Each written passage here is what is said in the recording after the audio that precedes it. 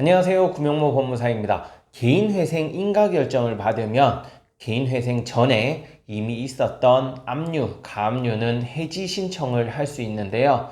다만 예외가 있어요. 원칙적으로는 개인회생 인가 후에 바로 압류 해지를 할 수 있어야 되지만 법원에서 일부 조건을 정하는 경우가 있거든요. 즉 조건부 인가를 받으면 곧바로 압류를 해지할 수 없게 되는데요. 일반적으로 개인회생 변제금을 일정 기간 납입한 후에 이 압류의 효력이 상실된다라는 조건을 부과하는 경우가 많습니다. 그래서 이번 시간에는 이렇게 조건이 붙어서 인가결정을 받았음에도 불구하고 곧바로 압류 해지를 못하는 그러한 상황에 대해서 설명을 드릴 거고요. 이렇게 조건부가 붙은 경우에는 추후에 어떻게 압류 해지를 해야 되는지도 함께 설명을 드리겠습니다.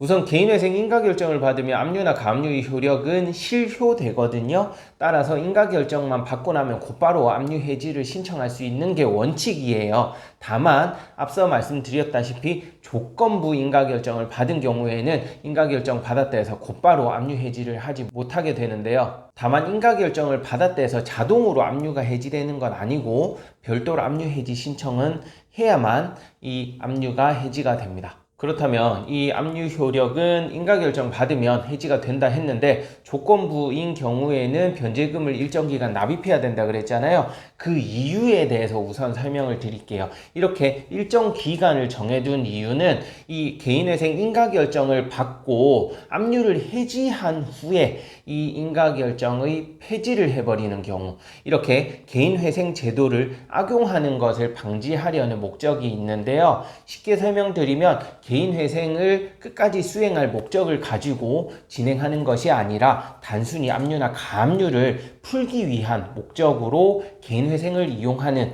그러한 사례를 막기 위해서 이렇게 일정 기간 동안은 변제 금액을 잘 납부하면 그 기간 이후에는 압류를 풀어주겠다 조건을 부과하게 되는 거예요. 그러면 이렇게 조건부 인가결정을 받아서 변제금을 20회를 납입을 했다고 가정을 해보겠습니다. 보통은 변제금 20회 정도 납입하면 압류 효력이 실효된다라는 조건이 부과되거든요. 그래서 20회를 납입했다고 가정을 했을 때 압류는 어떻게 해지 신청을 해야 되는가? 제가 다른 영상에서도 설명을 드렸는데요. 인가결정 정본이랑 채권자 목록 등본을 그 회생을 신청한 법원에서 발급을 받아서 압류 명령을 내린 법원에다가 압류 해지 신청을 해야 됩니다. 다만 이렇게 조건부 인가결정을 받은 경우 20회분 변제금 납입하라는 조건이 붙은 경우에는 인가결정 정본과 채권자 목록 등본 외에 변제 수행 납입 증명서라는 걸 추가로 발급받아야 돼요. 따라서 이렇게 조건부 인가결정을 받았을 때는 변제 수행 납입 증명서, 인가결정 정본, 채권자 목록 등본 세 가지의 서류를 발급받아서 압류 결정을 한 법원에다가 압류 해지 신청을 하는 겁니다. 왜 이렇게 변제 수행 납입 증명서를 발급받아야 되냐 하면 변제 수행 납입 증명서를 보면 이 사람이 현재까지 변제금을 몇 회분을 납입했고 얼마가 미납이 있고 최근까지 납입한 금액이 얼마인지가 다 나오거든요. 그걸 보고 압류를 한 법원에서는 압류 해지 요건을 갖추었는지 여부를 판단을 하게 되니까 이 변제 수행 납입 증명서를 잊지 마시고 꼭 같이 발급받아서 압류 해지 신청을 하시기 바라겠습니다.